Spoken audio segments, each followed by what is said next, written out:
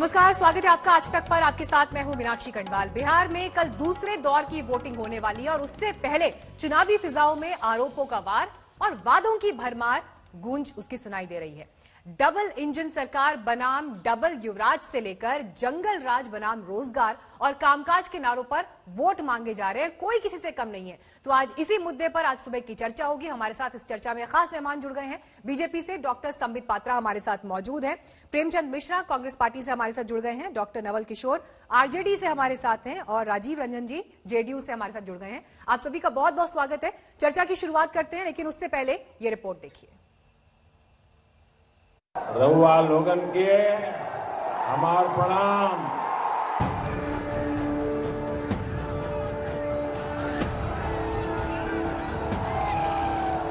दूसरे चरण के रन की उल्टी गिनती शुरू हो गई है, मगर इस शुरुआत के पहले बिहार में चुनावी योद्धाओं ने अपनी पूरी ताकत झोंक दी। खुद प्रधानमंत्री नरेंद्र मोदी ने बिहार में 4 रैलियां की। चारों जगह प्रधानमंत्री नरेंद्र मोदी के निशाने पर लालू के समय का जंगल राज रहा। जंगल राज वालों ने बिहार में भ्रष्टाचार को हर मंत्रालय, हर विभाग, हर जगह परिवार को भी पहुंचाया, पाप को भी पहुंचाया, भ्रष्टाचार को भी पहुंचाया। प्रधानमंत्री नरेंद्र मोदी ने मोतिहारी में उस दौर के शासन की तुलना लकड़सुंभा से की। प्रधानमंत्री नरेंद्र मोदी को मालूम है कि बिहार का रण जीतने के लिए उन्हें कब, किस मौके पर क्या कहना है, ताकि विपक्ष पर चोट पड़े। 3-4 साल पहले जब उत्तर प्रदेश में चुनाव हुआ था, तो वहां भी ऐसे डबल युवराज बस के ऊपर चढ़ के काली जैकेट पहन के गांव गांव हाथ हिला रहे थे और उत्तर प्रदेश की जनता ये डबल युवराज को वहां पहचान गई थी, उनको घर लौटा दिया। तो वहां का एक युवराज अब जंगल राज के युवराज से आकर के मिल गया। अब वो यहां दोनों हाथ हिला रहे हैं। इधर प्रधानमंत्री विपक्ष पर ताबड़तोड़ हमले कर रहे थे, तो उधर तेजस्वी यादव भी लगातार जनसभाएं कर रहे थे। जाहिर सी बात है कि तेजस्वी भी प्रधानमंत्री पर तीखा निशाना साध रहे हैं। प्रधानमंत्री जी तो उन्होंने कहा था कि यहीं का चीनी का मिल जो चालू कराएंगे और यही चीनी का चाहत है। बोला था, नहीं बोला था? बोले के तो बहुत कुछ बोले थे, लेकिन स्थानीय मुद्दा ये बड़ा मुद्दा। तेजस्वी जिस दिन से प्रचार में उतरे हैं, उसी रोज से वो 10 लाख नौकरियां देने का वादा कर रहे हैं। कमोबेश अपनी हर रैली में वो रोजगार दिलाने की बात करते हैं, मगर रोजगार के साथ साथ वो मुख्यमंत्री नीतीश कुमार पर हमला करना नहीं भूलते। इंतजार है 3 नवंबर का, जब बिहार का मतदाता घर से बाहर निकलेगा और बेहतर बिहार के लिए मतदान करेगा। आज तक ब्यूरो। तो कल दूसरे दौर का चुनाव है और उससे पहले आप ये देख रहे हैं कि किस तरह से जो बड़े बड़े महारथी मैदान में उतरे, उन्होंने किस तरह से आरोप प्रत्यारोप का एक दूसरे पर आरोप प्रत्यारोप लगाए। लेकिन यहां पर बड़ी बात ये कि लालू राज, जंगल राज की जिस तरह से वापसी हो रही है चुनावी बयानों में, सवाल ये कि जो पार्टी सत्ता में रही उसके विकास के दावे जमीन पर कहां ठहरते हैं। शुरुआत में राजीव रंजन जी आपके साथ करूंगी। चाहे मुख्यमंत्री नीतीश कुमार हो या प्रधानमंत्री नरेंद्र मोदी, एनडीए के बड़े नेता जब मंच पर हैं तो वो लालू राज की याद क्यों दिला रहे हैं, अपने कामों की बात क्यों नहीं कर रहे हैं? देखिए, ये अस्वाभाविक नहीं है। जब हमारे विरोधी ये कहेंगे कि आपने कुछ किया ही नहीं है, तो आईना दिखाना पड़ता है। और निश्चित तौर पर मैं एक बार फिर कहूंगा, जो खौफनाक यादें हैं, जो रक्त रंजित बिहार है, वहां से बिहार अगर आगे बढ़ा है तो बिहार के लिए ये सुकून का वक्त है। बिहार ने कामयाबियां हासिल की हैं, देश के मानचित्र पर एक कामयाब राज्य की पहचान दर्ज की है और इस बात को नकारा नहीं जा सकता है कि हमारी पृष्ठभूमि टेक ऑफ के लिए तैयार है। और अब तक जो आधारभूत संरचना में हमने निवेश किया है, जिस तरह से बिजली और सड़कें आज गांव-गांव पहुंची हैं, 6000 से ज्यादा बिहार में पुल बने, 18 मेगा पुल बने, महिलाओं का सशक्तिकरण हुआ है और लैंगिक असमानता को लेकर के नीतीश कुमार जी ने पूरे देश में एक मिसाल कायम की है। अब हम क्या करने जा रहे हैं? जो बार बार ये बोलते हैं, ये कुछ इनके पास मैं कहूंगा कि मुहावरे हैं जिनका इस्तेमाल ये अक्सर करेंगे। सुई का कारखाना नहीं लगा। बिहार में 1700 से ज्यादा यूनिट्स फंक्शनल हैं और रोल पर 40,000 से ज्यादा एम्प्लॉइज उसमें हाल के दिनों में काम कर रहे हैं और 1,000 से ज्यादा यूनिट्स को स्टेज 1 क्लियरेंस दिया जा चुका है। 68 इंडस्ट्रियल एरियाज पूरी तरह से तैयार हैं और 8500 एकड़ से ज्यादा की जमीनें और स्टेट्स इंडस्ट्रियलाइजेशन के मैप पर बिहार की पहचान बनाने के लिए तैयार है और उसमें उद्यमी उद्यम लगा रहे हैं। उनको कई तरह की रियायतें दी जा चुकी है। अब सवाल ये है कि हम एक तरफ 65 पैसे प्रति यूनिट किसानों को बिजली देने जा रहे हैं, हम डेडिकेटेड फीडर एग्रीकल्चर के लिए दे रहे हैं और हर खेत को पानी देंगे। एक तरफ एग्रीकल्चर का रोड मैप, प्रधानमंत्री जी ने मखाना की ब्रांडिंग की बात की। बिहार में देखिए, इन दोनों का रिश्ता देखिए। एग्रो बेस्ड इंडस्ट्रीज की बिहार में बाढ़ होगी, फूड प्रोसेसिंग इंडस्ट्रीज बड़े पैमाने पर लगने जा रहे हैं। यहाँ मिथिला पेंटिंग और भागलपुर सिल्क को पूरी दुनिया में पहुंचाए जाने की जो पृष्ठभूमि है वो तैयार है। तो ये जो आने वाला 5 वर्ष है, इन 5 वर्षों में विकसित राज्य बनाने का जो हमारा संकल्प है वो निसंदेह पूरा होगा। और कल संबित जी ने एक बात कही, मैं उससे अपनी बात खत्म करूंगा, कि जब पूरी तरह से एक राज्य गड्ढे में तब्दील हो तो पहले गड्ढे को समतल बनाने में आपको अपनी ऊर्जा का व्यय करना पड़ेगा और उसके बाद आप इमारत की नींव डालेंगे। तो निसंदेह राजीव रंजन जी, अगर 15 साल देश के दूसरे राज्यों के मुकाबले लालू राज में 15 साल सिर्फ गड्ढा ही रहा, और क्या 15 साल आपको वो गड्ढा भरने में लग गया? क्योंकि हैरानी इस बात की हो रही है कि जिन विकास योजनाओं का आपने जिक्र किया, सुनिए राजीव रंजन जी सुनिए, जिन विकास योजनाओं का आपने जिक्र किया, हमारे रिपोर्टर्स ग्राउंड जीरो पर मौजूद हैं। रोज उन कार्यक्रमों में, उनके कार्यक्रमों में दिखाई देता है कि कहां पर कितनी मिलें बंद हैं। 43,000 है प्रति व्यक्ति आय बिहार में, और ये देखिए कि ये पूरे देश में सबसे कम आय है। तो ऐसे में विकास के दावे कहां ठहरते हैं, सवाल इस पर खड़ा होता है। लेकिन मेरे को आपसे एक बात और समझनी है, क्योंकि बार बार जंगल राज का जिक्र हो रहा है, तेजस्वी यादव को जंगल राज के युवराज की उपाधि दे दी गई है। तो जो फर्स्ट टाइम वोटर है बिहार में इस वक्त, वो वोटर है जिन्होंने नीतीश कुमार को ही मुख्यमंत्री के तौर पर देखा है, उन्होंने लालू राज नहीं देखा है। हो सकता है बुजुर्गों से किस्से कहानियों में सुना हो।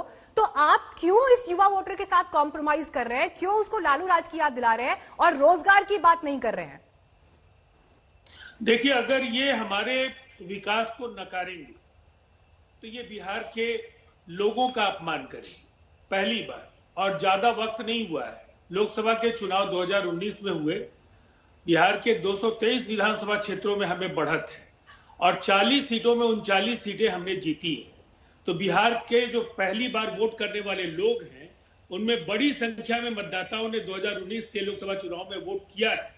तो बिहार का जो ये बड़ा बदलाव है, इससे वो वाकिफ हैं, जो उनके माता पिता, उनके बड़े भाई और उनके परिवार के सदस्यों ने जो यातनाएं, यंत्रणाएं और जो उस दौर में जो कुछ भी बिहार को लेकर जो केंद्र का रवैया रहा है, जो 2M दर्जे का व्यवहार बिहार से होता रहा है, पंचवर्षीय योजनाओं से लेकर के, सेस रॉयल्टी से लेकर के, बिहार को बराबर एक इंटरनल कॉलोनी के तौर पर कांग्रेस ने इस्तेमाल किया। और उसके बाद जो राजद की हुकूमत बनी, उन 15 वर्षों को बिहार के इतिहास के बाहर माना जाता है। नहीं, अगर ऐसा है तो फिर इतनी नाराज क्यों है नीतीश कुमार से बिहार की जनता? सवाल तो ये भी खड़ा होता है। और वो गुस्सा और वो नाराजगी तो दिखाई दे रही है सड़कों पर, जब लोग निकल रहे हैं अपने बयानों में उस बात का जिक्र कर रहे हैं। डॉक्टर नवल किशोर जिस बात का जिक्र यहाँ पर राजीव रंजन कर रहे हैं, वो तो ये कह रहे हैं कि लालू राज में जो गड्ढे हुए थे, उन गड्ढों को भरने में हमारा समय निकल गया, इसीलिए विकास की जो तस्वीर, जो दावे आप कर रहे हैं, उनमें कोई दम नहीं है। देखिए, सबसे पहली बात तो ये है कि दोनों इंजन के जो मुखिया है, एक मुखिया कह रहा है 15 साल राज करने के बाद कह रहा है कि मैं आत्मनिर्भर बिहार बनाऊंगा, 15 साल शासन करने के बाद, और 6 साल केंद्र में भी रहे। दूसरा मुखिया ये कह रहा है कि आप टेक ऑफ करेंगे। राजीव रंजन जी ने इतनी बातें कही, उसमें 4-5 बात तो सब आपके सामने, आपको देख लेना चाहिए। ये जो नीति आयोग है, इसके जिसके अध्यक्ष प्रधानमंत्री हैं, उसका रिपोर्ट आपको सभी कहता है। नंबर 1, मुख्यमंत्री खुद कह चुके हैं कि मैं तमाम प्रयत्न कर चुका हूं, लेकिन एक भी उद्योग नहीं ला पाया, और इसके कारण है कि बिहार समुद्र किनारे नहीं है। उसी प्रकार से हर मुद्दे पे एनसीआरबी का डाटा कहता है कि आप पिछले 3 साल में और पिछले 15 साल पहले 2005 से भी कंपेयर करेंगे तो 300% की वृद्धि हुई अपराध में। इसके अलावा वो प्रधानमंत्री 2015 में 33 घोटाले की चर्चा कर चुके हैं, उसके बाद 27 घोटाले हुए, टोटल 7 घोटाले हो चुके हैं। सृजन जैसा बड़ा घोटाला हुआ, मुजफ्फरपुर शेल्टर होम रेप जैसे कांड हुए जो कि सरकार के संरक्षण में ये गिरी है, वहां पर इस तरह की घटनाएं होती हैं। तो जब ये सारे कुकर्म हो रहे हैं और उसके यह कुकर्म डबल इंजन की सरकार की हो रही है, आप किसी भी रेलवे अधिकारी से पूछेंगे तो वो बताएगा आपको कि 2 इंजन की जरूरत वहीं पड़ती है जहां दोनों इंजन खराब है, और ये 15 साल का शासन तय कर चुका है कि दोनों इंजन खराब है। अब बिहार की जनता मुद्दे पे बात करना चाहती है, जिस मुद्दे को तेजस्वी यादव उठा रहे हैं। वो मुद्दा क्या है कि भाई आपने सबसे ज्यादा बेरोजगार बिहार में पैदा किया, हम रोजगार देंगे, और ये रोजगार जो देने की बात कर रहे हैं, 10 लाख रोजगार देने की बात कर रहे हैं, वो रिक्तियों ये 10 लाख का रोजगार आएगा कहां से, कैसे आएगा, कैसे जनरेट होगा? ये तो सरकारी नौकरियां हैं जो 4.5 लाख ऑलरेडी रिक्त हैं, और उसके अलावा अगर राष्ट्रीय अनुपात में देखें 5.5 लाख और है। 10 लाख जो रोजगार है वो तो बिहार में है, इसको कहीं से खोजना नहीं है। जो बात बीजेपी कह रही है उसमें कह रहे कि 15 लाख रोजगार के सृजन की संभावना तलाश करेंगे। ये 15 साल के बाद आप 15 लाख सृजन की संभावना करेंगे? आपका इतिहास क्या रहा? आपने कहा 2 करोड़ नौकरी देंगे, नहीं दिया। 15 लाख रुपया देंगे, नहीं दिया। अच्छे दिन लाएंगे, नहीं दिया। आपने क्या दिया? एक विभाजनकारी भारत दिया। उस तरह के राजनीति पे चले गए। जहां तक विकास की बात है, अब बिहार की जनता तय कर चुकी है कि परिवर्तन चाहिए, और उस नेता को स्वीकार कर चुकी है जो ये कह रहे हैं कि पहले हस्ताक्षर से पहले बैठक में उसका प्रोसेस हम शुरू करेंगे, और जितने भी समस्या है, वो चाहे कमाई का हो, सिंचाई का हो, दवाई का हो, पढ़ाई का हो, इसमें जितनी भी गड़बड़ी इन्होंने की है, केवल बिजली सड़क के नाम पे नल है तो जल नहीं है, जल है तो नल नहीं है, और कहीं पे दोनों नहीं है। डॉक्टर संबित पात्रा, शिक्षा की नवल किशोर जी, आपने अपना पॉइंट रखा, मुझे संबित पात्रा के पास अब जाना है। डॉक्टर संबित पात्रा, कल के दिन की भी अगर बात करें, जब चुनाव प्रचार का आखिरी दिन था, तेजस्वी यादव ने रिकॉर्ड 19 जनसभाएं की हैं कल के दिन में। अमूमन ये कहा जाता है कि बीजेपी में जो टॉप लीडरशिप है, चाहे प्रधानमंत्री नरेंद्र मोदी हैं, गृहमंत्री अमित शाह है, जिस तरह से वो जमीन पर पसीना बहाते हैं, ऐसा दम किसी और पार्टी में दिखता नहीं है। लेकिन तेजस्वी यादव जो मेहनत जमीन पर करते दिखाई दे रहे हैं चुनाव प्रचार में, थोड़ी टेंशन हो रही है उससे? कल प्रधानमंत्री नरेंद्र मोदी की भी एक सभा बढ़ा दी गई, 3 सभाओं का प्लान था, लेकिन एक सभा बढ़ा दी गई। देखिए मीनाक्षी जी, मैंने कल भी कहा था और आज दोहरा रहा हूं, आपके रिपोर्टर्स ग्राउंड पे हैं, आपके सर्वेयर्स ग्राउंड पे हैं, और इन सभी आंकड़ों को लेकर आपने एक ओपिनियन पोल अभी 1 हफ्ते पहले दिया था। उस ओपिनियन पोल में आपने Bharatiya Janata party, JDU, VIP और हम पार्टी की सरकार बनती हुई दिखाई, और स्पष्टता के साथ हमारी सरकार बन रही थी। और आपने कहा था ये पोल तो 10 और 17 तारीख के बीच है, अभी तो 24 तारीख से प्रधानमंत्री उतरेंगे, उसके बाद तो समीकरण और विराट हो जाएगा और बड़ा हो जाएगा। तो स्वाभाविक है जो देखिए, मीनाक्षी जी, मैं आपसे रिक्वेस्ट करूंगा कि डिबेट में जंगल राज ना हो। आप पहले आपकी बारे में वो बोले नहीं थे, प्लीज उनको बोलने दीजिए। बोलिए डॉक्टर पात्रा। देखिए मैं आपसे रिक्वेस्ट करूंगा कि डिबेट में कम से कम जंगल राज ना हो। यहाँ तो कम से कम सुशासन हो, हम लोग तो सुशासन के रूप में सुन रहे थे। एक एक करके प्लीज। देखिए मैं चुप ही हो जाता हूँ। जंगल राज क्या है, जनता देखेगी। कोई नहीं बोला। डॉक्टर नवल किशोर प्लीज सुन तो लीजिए ना, देखिए इसमें समय बर्बाद होता है। आपके पास में आऊंगी, आप प्लीज अपनी बात उस समय रखिएगा। अभी डॉक्टर पात्रा को बोलने दीजिए प्लीज। देखिए मीनाक्षी जी, मैं आपको कहना चाहता हूं, जब प्रधानमंत्री बार बार कहते हैं कि फिर से बिहार को बीमार मत बनाओ, फिर से बिहार को बीमार हमें नहीं बनाना है, तो ये कोई बीमार मतलब शारीरिक बीमारी नहीं होती है। ये जो बीमारू राज्य होते थे उसका फुल फॉर्म होता था बीमारू, मतलब बी और आई से बिहार, एम और ए से मध्य प्रदेश, उसके बाद राजस्थान और यू से उत्तर प्रदेश। ये राज्य बीमारू थे क्योंकि इनकी प्रति व्यय, जो प्रति व्यक्ति जो पर कैपिटा इनकम होता था और जो इनकी जीडीपी होती थी, जो गरीबी होती थी, वो बहुत भीषण थी। इन चारों राज्य में किसने बीमारी हटाई?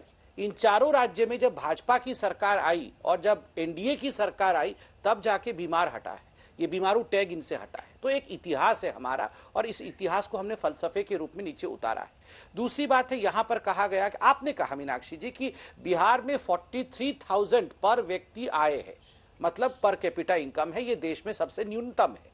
मैं आपको बताना चाहता हूं जब हम सरकार में आए 2005 में, उस समय मात्र 7,500 से 8,000 प्रति व्यक्ति आय था। जिस समय पंजाब का 20,000 प्रति व्यक्ति आय था, उस समय बिहार में 7,000 प्रति व्यक्ति आय था। तो कहां से कहां तक का सफर 15 वर्षों में बीजेपी ने और जेडीयू ने तय किया है, ये जरा आप सोच के देखिए। 8,000 और 7,000 से 45,000 तक, ये कोई साधारण सफर नहीं है जिसको हम कह रहे हैं बार बार, गड्ढा भरना होगा। तो लगातार इस चर्चा को आगे बढ़ा रहे हैं सभी खास मेहमान हमारे साथ बने हुए हैं। प्रेमचंद मिश्रा जी, सवाल आपसे ये कि कांग्रेस पार्टी इस वक्त बिहार चुनाव में कहां दिखाई दे रही है? प्रधानमंत्री तो ये कहते हुए हमला कर रहे हैं कि डबल युवराज है बिहार में। पहले यूपी गए थे राहुल गांधी, उसके बाद यहां पर तेजस्वी के साथ आ गए हैं। देखिए, बिहार में कोई युवराज नहीं है। इनफैक्ट युवराज की बात छोड़िए, युवराज या महाराज तो भाजपा में है, जो मध्य प्रदेश में कल सभा करते करते बोल गए कि कांग्रेस के पंजा छाप पर बटन दबाए। ये जो बातें मोदी जी करते हैं, और आपने ठीक ही कहा कि जब अपनी कुछ उपलब्धि है ही नहीं तो युवराज, 2 युवराज, 3 युवराज, इन बातों से क्या होता है? आपको भी लोग कहता है कि आप जुमलेबाजी दुनिया के बेताज बादशाह हैं, जितना झूठ बोलना है बोलिए, जितने झूठे वादे करने हैं आप करते हैं। आपने बिहार के लोगों को कहा था कि हम प्रधानमंत्री बनेंगे तो बिहार को विशेष राज्य का दर्जा देंगे। मोदी जी ने कहा था कि हम बिहार को 1.25 लाख करोड़ का स्पेशल पैकेज देंगे। आपने कहा था कि बिहार में हम एकदम बिल्कुल हरित क्रांति ला देंगे। तो वो चीजें सब जुमलाबाजी साबित हुई। इनफैक्ट मोदी जी और नीतीश कुमार जी के पास अपनी सरकार की उपलब्धियां गिनाने को कुछ भी नहीं है।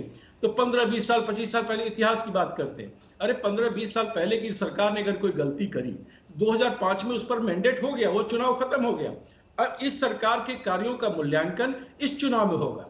जिस सरकार में बीजेपी जेडीयू है, बिहार में स्वास्थ्य सेवा, शिक्षा को लेकर, ग्रामीण विकास को लेकर जो एसडीजी इंडेक्स जारी किया है नीति आयोग ने, वो हर फील्ड में सरकार को फिसड्डी बताया है। इस पर वो बात नहीं करते हैं। बिहार के अस्पतालों की क्या हालत थी हमने कोरोना में देखा। एक बेड पर डेड बॉडी 3-3 दिन तक पड़ा हुआ है। प्रचार के दौरान भी कमी क्यों दिखाई दे रही है? अब युवराज कमी क्यों दिखाई दे रही है? दमखम में कमी क्यों दिखाई दे रही है? और ये सवाल इसलिए क्योंकि जिस तरह से, जिस एग्रेशन के साथ तेजस्वी यादव रैलियां कर रहे हैं, दिखाई दे रहे हैं, उस एग्रेशन के साथ कांग्रेस के सीनियर लीडर्स क्यों नहीं दिखाई देते? राहुल गांधी की कितनी रैलियां हुई है वहां पर? प्रियंका गांधी कहाँ है आपके स्टार प्रचारक? नहीं, मीनाक्षी जी, हर फेज में राहुल जी की सभा हुई है।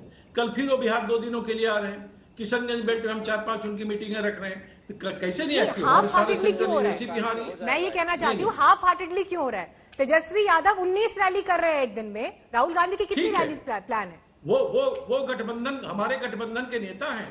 हम उनके नेतृत्व में बिहार में चुनाव में आ रहे हैं। हमने 10 लाख लोगों को नौकरी देने का वादा किया है। हमने लड़कियों को KG to PG free education का वादा किया है। हमने 1500 रुपए बेरोजगारी भत्ता देने का वादा किया है। हमने काले कृषि कानून को बदलने का वादा किया है। तो बिहार में चुनावी जोर है, वादों का शोर है, सियासी होड़ है। प्रधानमंत्री लगातार रैलियां कर रहे हैं। जंगल राज के आरोपों के साथ क्या है उनके चुनावी हमले, देखिए। जहां जहां ये परिवार वाले सरकारों में बैठे, करते क्या है? अगर 3 बेटे हैं तो उसको कहते हैं 5 जिले तेरा, ये 5 जिले तेरे, ये 5 जिले तेरे, जाओ मौज करो। ऐसे ही बांट देते हैं जैसे पर्सनल प्रॉपर्टी हो। राज्यसभा भेजो तो उन्हीं परिवार के, असेंबली में भेजो तो एक ही परिवार।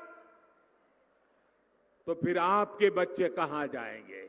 ये वो लोग हैं जो देश के वीर जवानों के बलिदान में भी अपना फायदा देखने लगते हैं। अभी 2-3 दिन पहले हमारे पड़ोसी देश ने पुलवामा हमले की सच्चाई को स्वीकार किया है। इस सच्चाई ने उन लोगों के चेहरे से नकाब भी उतार दिया है। भाइयों बहनों, क्या बिहार को फिर से बीमार होने देना है? बिहार को फिर से बीमार होने देना है? 15 साल पहले जिस कारणों से बिहार बर्बाद हुआ, बीमार हुआ, क्या दोबारा वो गलती हम कर सकते हैं क्या? तो तेजस्वी यादव का नाम लेकर प्रधानमंत्री, उनकी पार्टी का नाम लेकर प्रधानमंत्री यहां पर लालू राज की भी याद दिला रहे थे, लेकिन बड़ा सवाल बना हुआ है जिसे लेकर हम चर्चा लगातार कर रहे हैं। डॉक्टर संबित पात्रा, ये जो भय दिखाया जा रहा है लालू राज का, मैं उससे आगे की बात बिहार बीजेपी के पर्सपेक्टिव में आपसे पूछना चाहूंगी। आपकी लोकल लीडरशिप कहां है? आपके पास कोई मुख्यमंत्री का चेहरा यहां पर नहीं था। सुशील मोदी के अलावा कोई दूसरा नेता शिखर पर बिहार में पहुंच नहीं पाया। जो दूसरे और तीसरे पायदान पर खड़े नेता थे उन्होंने तो बगावत कर दी। 70 से ज्यादा नेता हैं बीजेपी के ऐसे जो बागी होकर बाहर चले गए हैं। और आपकी पार्टी के रामेश्वर चौरसिया थे, पहली लिस्ट निकलने के बाद इन्होंने बगावत कर दी थी और आरोप यह लगाया था कि नीतीश कुमार के पास बीजेपी को गिरवी रख दिया गया है। देखिए, जहां तक ये कहना कि भारतीय जनता पार्टी का सीएम चेहरा कहां है, ये तो हम डे 1 से स्पष्टता कह रहे हैं कि हम तो नीतीश जी की अगुवाई में चुनाव लड़ रहे हैं। जहां तक एनडीए का सवाल है, नीतीश जी ही इसके बिहार में मुखिया हैं और नीतीश जी ही सीएम फेस हैं। तो क्या आपको लगता है कि एक दूसरा सीएम फेस होकर पार्टी के अंदर, एनडीए के अंदर कलह और द्वंद्व की स्थिति होनी चाहिए? कदाचित नहीं होनी चाहिए। नहीं, जैसे कि परिवार में आप याद करिए, तेज प्रताप और सवाल मैं आपसे इसलिए भी पूछ रही थी क्योंकि जब आप बिहार की बात कर रहे हैं तो केंद्र के नेता बिहार में आकर बिहार का विजन दे रहे हैं। निर्मला सीतारमण आके विजन डॉक्यूमेंट रिलीज कर रही हैं। प्रधानमंत्री फ्रंट सीट पर आकर अभी इस वक्त बैटिंग कर रहे हैं। लेकिन बड़ा सवाल ये, बिहार का चेहरा कहां पर है? नहीं, आप बताइए, बिहार का चेहरा नीतीश बाबू बिहार का नहीं तो क्या आसाम का चेहरा है? और जहां तक नरेंद्र मोदी जी का सवाल है, ये तो पूरे हिंदुस्तान के, क्या आज तो विश्व के लीडर हैं। आज तो अमेरिका में भी मोदी मोदी हो रहा, ट्रंप भी कह रहे हैं अब की बार मोदी सरकार, इस प्रकार से ट्रंप सरकार, वो भी मोदी को कॉपी कर रहे हैं। ये तो पूरे विश्व के लीडर बने हुए हैं। और ये राहुल और प्रियंका क्या ये आरा और छपरा के हैं? ये जो जाके वहां पर रैली कर रहे हैं, ये राहुल और प्रियंका भी तो कहीं, ये तो छोड़िए हिंदुस्तान, ये तो बाहर के हैं। सोनिया जी खैर गई नहीं है। इतने सालों तक सोनिया जी जो जाके बोलती थी, इटालियन भाषा में लिखा रहता था और हिंदी पढ़ देती थी। अरे वो अगर मैडम जी इटली से आकर यहाँ पर प्रचार प्रसार कर सकती हैं तो हमारे मोदी जी क्यों नहीं प्रचार कर सकते हैं? बीजेपी के 70 नेताओं ने क्यों बगावत कर दी फिर बिहार में? नाराज हो गए। देखिए, संबित जी, मैं ये पूछ रही हूँ, तो बिहार में इतनी बगावत का सामना क्यों करना पड़ रहा है? जिन लोगों को राजनीति में अपना भविष्य बनाने को नहीं मिल रहा, पार्टी छोड़ के वो जा रहे हैं आपके यहाँ से, क्यों जा रहे हैं? नरेंद्र मोदी खोखला। एक सेकंड, ये आपका मिश्रा जी आपके पास आ रही हूँ, पहले उनको जवाब पूरा करने दीजिए। तो मैं बता, एक सेकंड आ रही हूँ आपके पास। देखिए, आप बताइए बगावत कहाँ होता है? बगावत कहाँ होता है? बगावत कौन सी पार्टी में नहीं है? आज आरजेडी के कई लोग दूसरी पार्टियों से चुनाव लड़ रहे हैं। आरजेडी में तो रघुवंश बाबू, बताइए, सबसे बड़े जो चेहरे थे आरजेडी के, उनके मृत्यु से ठीक पहले उन्होंने किस प्रकार से हृदय विदारक चिट्ठी लिखी और उसके बाद तेज प्रताप जी ने क्या कहा? अरे ये कुछ नहीं है रघुवंश प्रताप जी, ये तो केवल एक बूंद पानी है समुंदर में। वो होता है बगावत। ये तो जीत की इच्छा और महत्वाकांक्षा के कारण टिकट नहीं। चलिए, डॉक्टर पात्रा यहाँ पर कह रहे हैं बागी सब जगह है। प्रेमचंद मिश्रा जी आइए चर्चा में। प्रेमचंद मिश्रा जी, मुझे ये बताइए, आप कांग्रेस पार्टी कहां खड़ी है? ऐसा लग रहा है कि 70 सीटें भी ज्यादा मिल गई हैं। और ये सवाल इसलिए, ये सवाल प्रेमचंद मिश्रा जी इसलिए उठ रहा है क्योंकि उत्तर प्रदेश में आप चुनाव लड़ते हैं तो आपको अखिलेश यादव की जरूरत पड़ती है, बंगाल में आपको किसी और का सपोर्ट चाहिए होता है, बिहार में आप तेजस्वी यादव के साथ चुनाव लड़ते हैं। कांग्रेस पार्टी इंडिविजुअली कहां पर है? ये आधे दिल से लड़ाई क्यों हो रही है? मीनाक्षी जी, बीजेपी कहाँ खड़ी है? बीजेपी भी तो नीतीश कुमार के पीछे लगू है। बीजेपी भी तो अकाली दल से की पीछे लगू है। बीजेपी भी तो कई राज्यों में गठबंधन करके चुनाव लड़ती है। 2014 से ही बैठ गए हैं। गठबंधन एक पॉलिटिकल कंपल्सन है, हर पार्टी के लिए कंपल्सन है। और बिहार की जनता को एक वायबल अल्टरनेटिव देना, देश की सबसे पुरानी पार्टी अपने बूते चुनाव ही नहीं लड़ पा रही है। देश की सबसे पुरानी पार्टी अपने बूते चुनाव नहीं लड़ पा रही। अपने बलबूते बीजेपी का बिहार में चुनाव लड़ पाई? बताइए, बीजेपी के पास क्या 243 कैंडिडेट भी है क्या?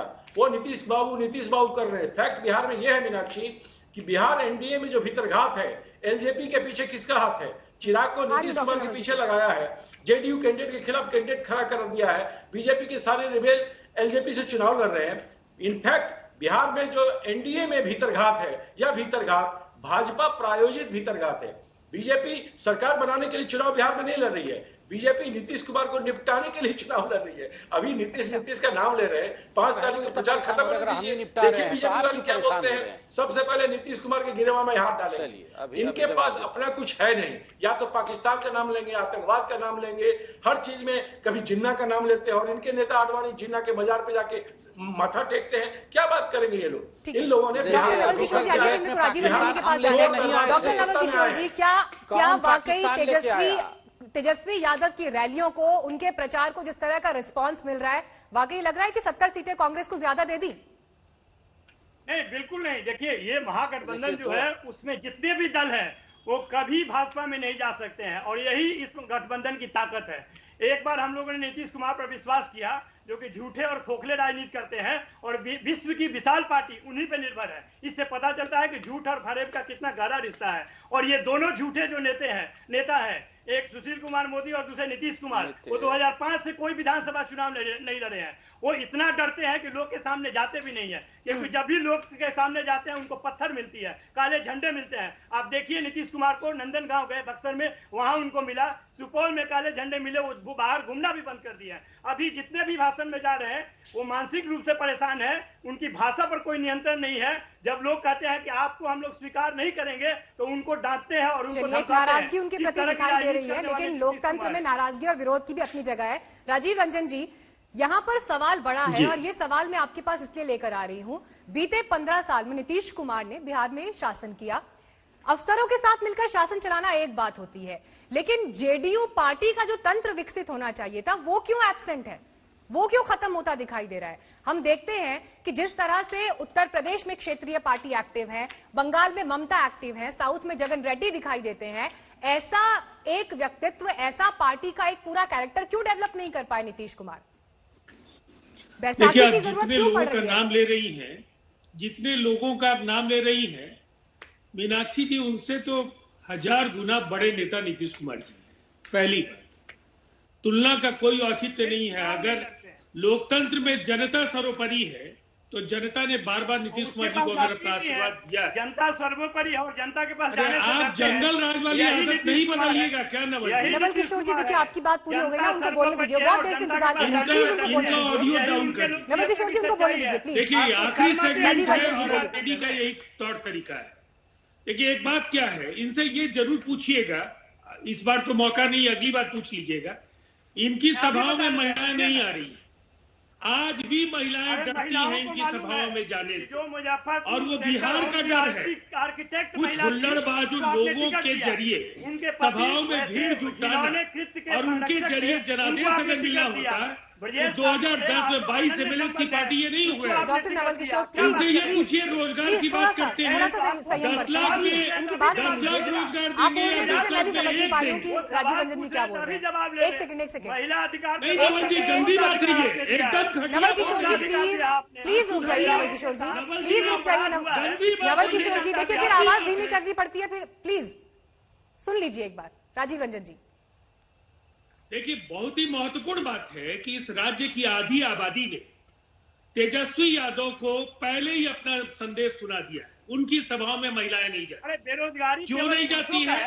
इसलिए कि उनको तेजस्वी यादव पर भरोसा नहीं है। उनके माता पिता के कार्यकाल सबको परेशान कर जो महिलाओं के साथ महिलाओं की बात कर रहे हैं, आप आधी आबादी की बात कर रहे हैं। तो मुजफ्फरपुर बालिका गृहकांड जो हुआ, मंजू वर्मा को टिकट दे दिया ना, मंजू वर्मा को टिकट दे दिया ना, तो मैसेज तो बहुत क्लियर जाता है जनता के बीच।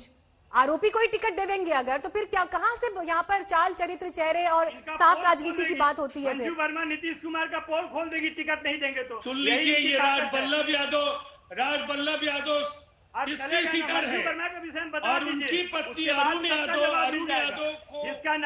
की पत्नी को उन्होंने कैंडिडेट बनाया। मंजू वर्मा के खिलाफ कोई आरोप साबित नहीं हुआ है। ये पूरी तरह से नीतीश कुमार जी ने सुप्रीम कोर्ट मॉनिटर्ड इन्वेस्टिगेशन की मांग की थी, सुप्रीम कोर्ट ने स्वीकार किया, सीबीआई ने जांच की, राज्य सरकार ने एजेंसीज की मदद की।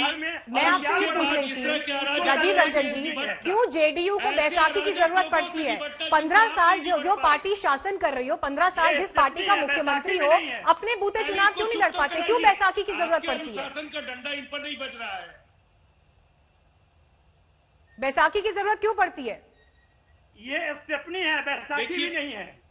मीनाक्षी जी 30 वर्षों से इस देश की जो सबसे बड़ी सच्चाई है, इस बहुभाषीय जो संप्रदाय का जो ये राष्ट्र है, अलग अलग धर्मों को मानने वाले लोग हैं, अलग अलग क्षेत्रों में हिंदुस्तान है, यहाँ गठबंधन राजनीति यहाँ की जमीनी सच्चाई। अरे इतने ताकतवर कोई है एक राजनीतिक चेहरा दल होते हुए नहीं, भी आप- नरेंद्र मोदी पर डिपेंड करते हैं। राजीव रंजन जी, देखिए जब आप विचारधारा की बात करते हैं, राजीव रंजन जी को जब विचारधारा की बात करते ये हैं ऐसे तो कम से कम क्यों एक बताती सेकेंड, है? राजीव ऐसे रंजन जी जब हुक्मरानों विचारधारा को की क्यों बात बताती है? करते हैं, विचारधारा की जब आप बात करते हैं तो कम से कम पूरी लालू पार्टी यादव को अलग इतना अलग क्रेडिट तो देंगे कि हिंदी प्रोफेसर बेल्ट है में कि हिंदी हनुमान बेल्ट में विद्यालय वो के एक ऐसे नेता रहे जिन्होंने उनकी राजनीति में बीजेपी विरोध की निरंतरता दिखाई देती है, विचारधारा से समझौता नहीं किया। लेकिन जेडीयू में क्या हुआ? 2015 और 2020 में बिल्कुल अलग तस्वीर दिखाई देती है। भयंकर गलत क्या बात। निरंतरता रहेगी? परिवार की मीनाक्षी बात जी तो गलत निरंतर बात, आप अपनी इतिहास को राबड़ी सुधारिए। देवी जब घर में मीनाक्षी होती जी, थी, लालू जी तो तब इन्होंने जयप्रकाश मुख्यमंत्री बना दिया था। मूवमेंट के प्रोडक्ट नौवीं थे। पास तेजस्वी यादव को इन्होंने नेता प्रतिपक्ष बना ये दिया। नहीं है। क्या ये बात करेंगे? अरे इनके मीनाक्षी जी, बारे में आपको अपना कोई इतिहास सिद्ध करना विचारधारा चाहिए। चलिए अब देखना ये होगा, आप भी अब देखना ये होगा कि कल जब भी 94 सीटों पर मतदान होना है, सेकंड फेज का ये चुनाव है, तो तस्वीर अब आगे कैसे बदलती जाती है। इंतजार है इस अग्नि परीक्षा का, जब रिजल्ट आएगा, नतीजे आएंगे 10 तारीख को। बहुत बहुत धन्यवाद।